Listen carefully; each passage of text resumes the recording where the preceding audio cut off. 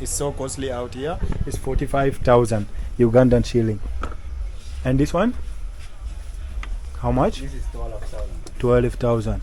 Nutella, how much is Nutella? 18,000. 18,000. This is 18,000, guys. Okay. Come on. He has a lot of products, guys. So I just wanted to show you.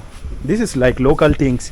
So this one we call it kisra, guys. This is in Arabic kisra. Why kisra? Come on, say.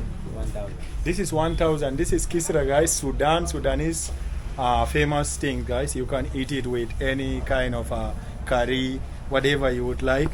But people love to eat this kisra, or maybe they can use rice, or they can use bread, guys. Okay. And the whole water like this one, guys, it costs only like 5,000 Ugandan shilling, guys.